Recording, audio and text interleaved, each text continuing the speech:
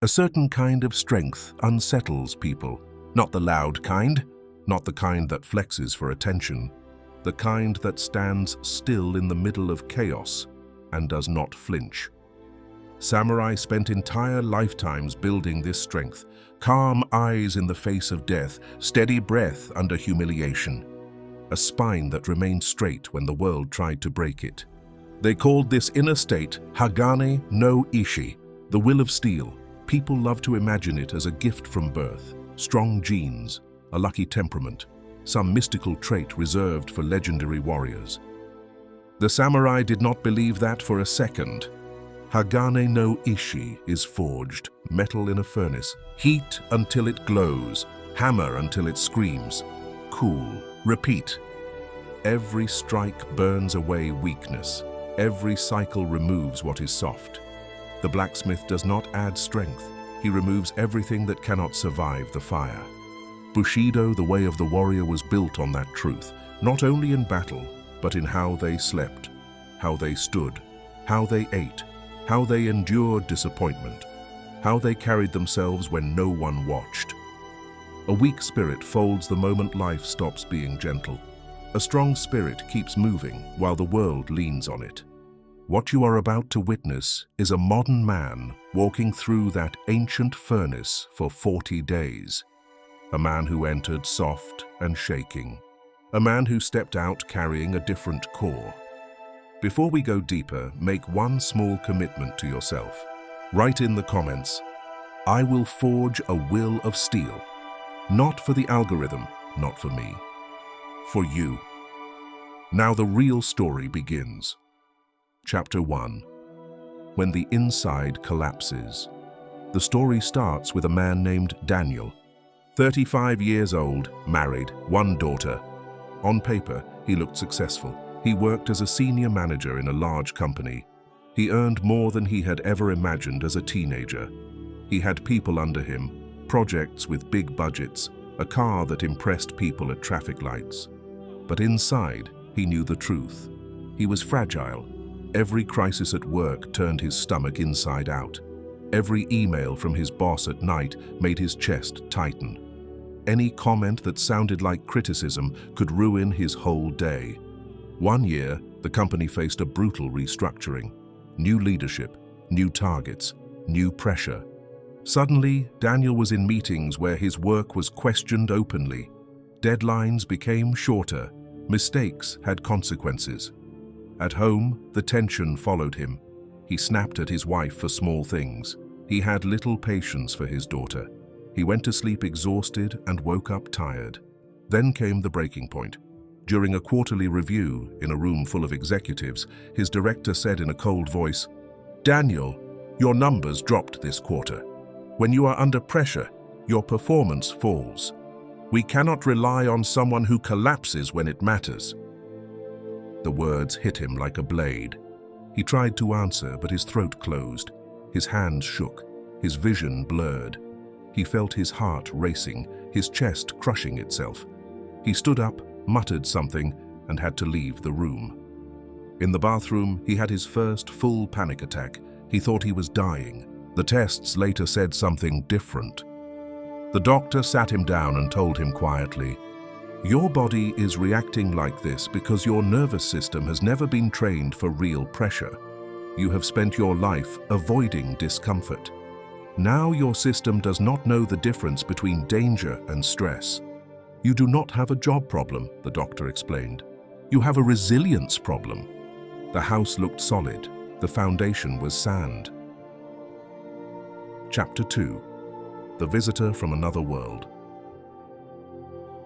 A few days later, Daniel met an older colleague for coffee.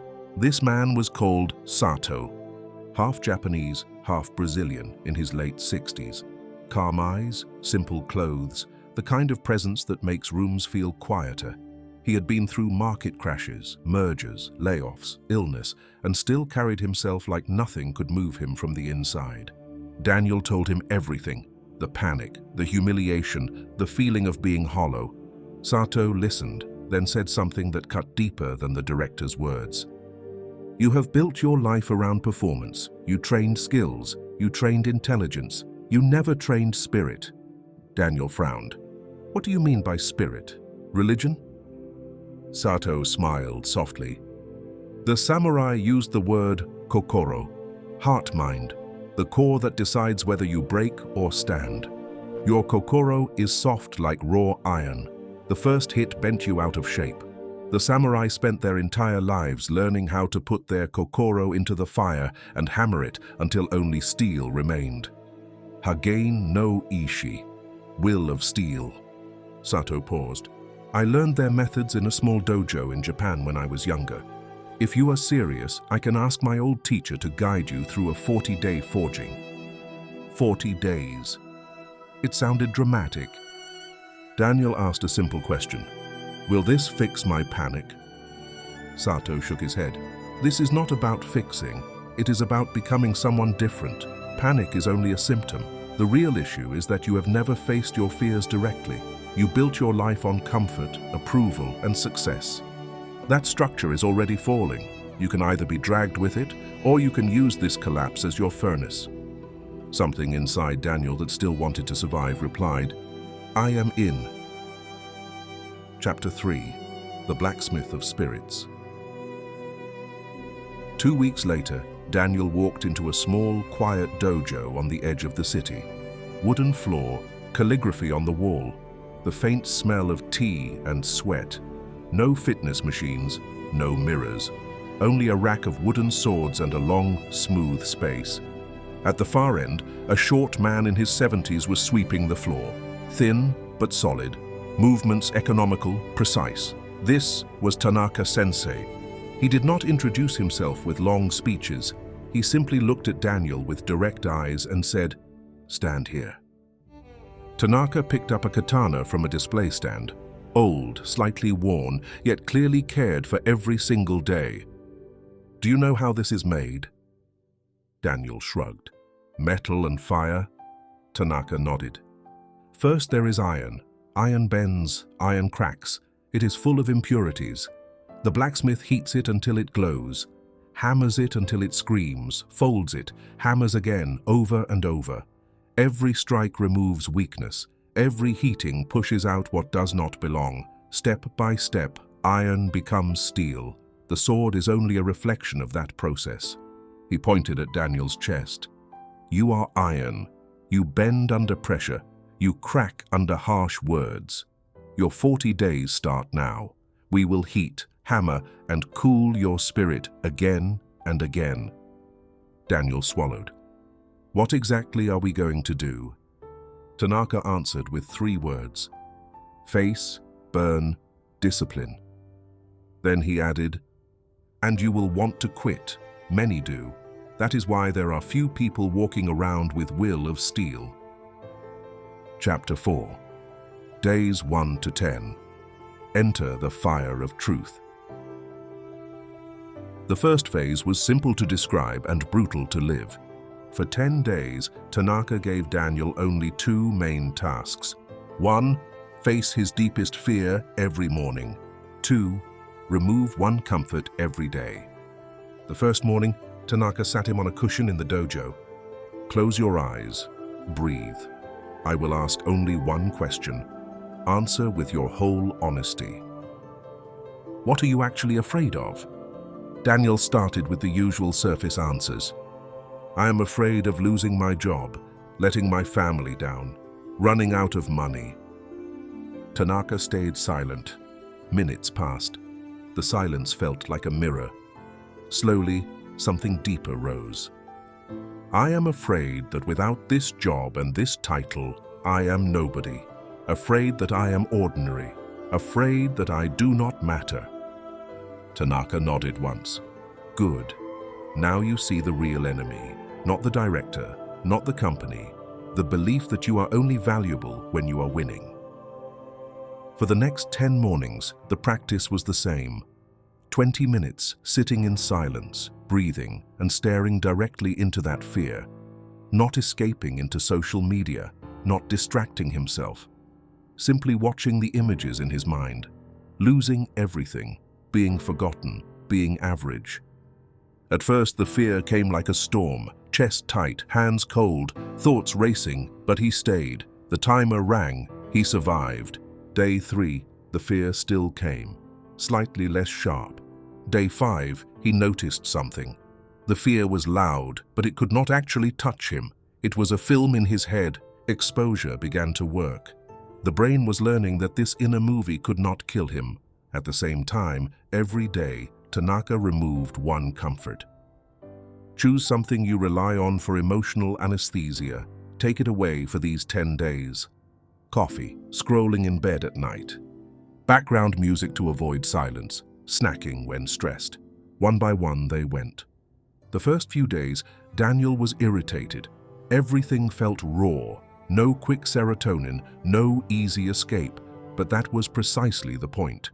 The samurai knew that comfort places moss over your spirit. Remove the moss and you see the stone underneath. By the end of day 10, nothing external had changed in his life. The job was still unstable, the company still chaotic. Inside, something small but crucial had shifted. He had started looking at his fears instead of running. Iron had met its first fire. Chapter 5. Days 11 to 20. Kill the hunger for approval.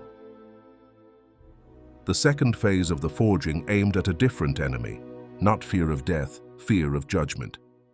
Tanaka explained it that way.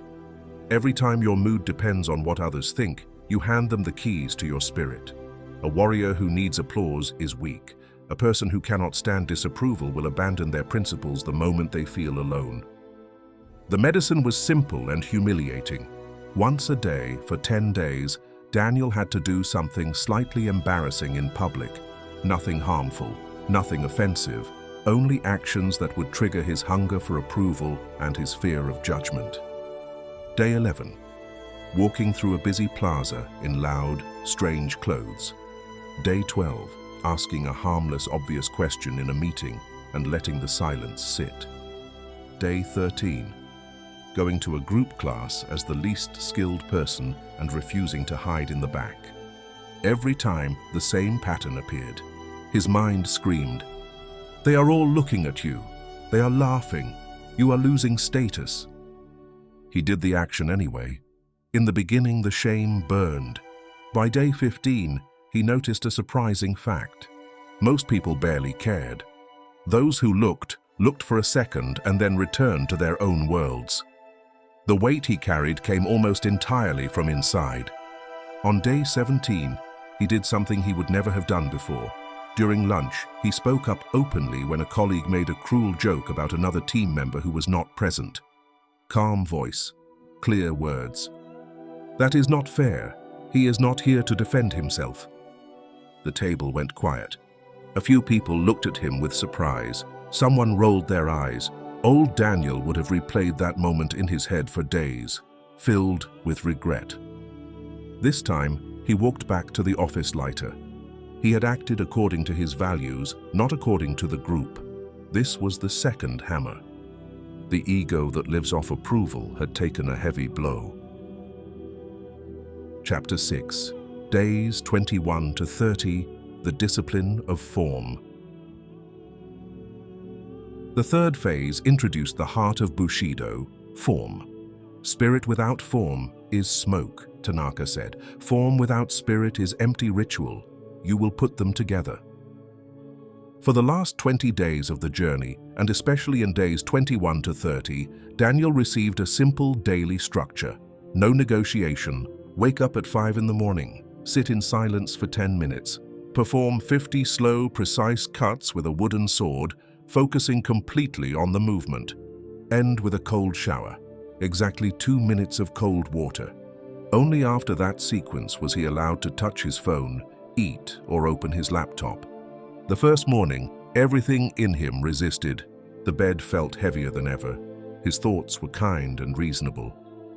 You slept late. You have a big day. Rest a little more. Missing one day is not a big deal. He had heard those whispers for years. They had guided his life. This time, he treated them like noise. He placed his feet on the floor. Sword practice felt ridiculous at first. He was not a warrior in armor. He was a tired man in a small apartment, cutting the air in the living room while his family slept. But something happened at cut number 30. His mind went silent for one instant. There was only the grip, the swing, the breath, the sound of air. No job, no crisis, no story, just motion. Then the cold shower. The first seconds felt like punishment. His skin screamed, his breathing jumped, his entire body begged him to step out. Tanaka had given only one instruction. Do not run from that feeling. Breathe into it. The cold lasts for 2 minutes. The pride of not breaking lasts all day. By day 5, the alarm hurt less. By day 7, his body started waking up on its own a few minutes before. The routine that had seemed impossible was already becoming a groove in his nervous system. A researcher today would call this habit formation and nervous system conditioning. The samurai simply called it keiko. Daily practice. Here is the hidden effect. Every time you keep a promise to yourself, you tell your brain, I can rely on me. Every time you break that promise, you tell it the opposite. 10 days of unbroken form began to repair something deeper than muscles. Trust in himself. Chapter 7. Days 31 to 40, when the storm arrives. So far, the 40-day project had been intense but controlled. Then, life decided to participate. On day 31, Daniel received an email.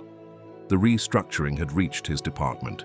His position was being merged with another. There was no guarantee he would stay. The same afternoon, his daughter developed a high fever and had to be taken to the hospital for observations. She was stable, but the worry pierced him. On the outside, everything he had feared since the beginning of the story lined up in front of him. Job in danger, family under threat, future uncertain, perfect conditions for collapse. That night, after coming home from the hospital, exhaustion wrapped around him. It would have been the easiest thing in the world to sleep through the next morning and declare the practice on pause. At 4:58, he opened his eyes before the alarm. He wanted to stay lying down. Then he remembered something Tanaka had told him in passing. Anyone can keep discipline when the sky is clear. Steel proves itself inside the storm. He stood up. The meditation that morning was filled with fear. The cuts with the wooden sword were slower. The cold shower felt harsher. But he did all of it. In the hospital bathroom later that day, while his daughter slept, he set a timer and did 10 quiet sword cuts with empty hands to keep the form alive. He washed his face with cold water. He sat on a chair and breathed for 5 minutes. He did not push for perfection. He refused 0. That was the crucial difference. Because once you allow the mind to say, today does not count, it will say it again tomorrow and the next day. And soon, the discipline that took weeks to build dissolves in 2 or 3 decisions.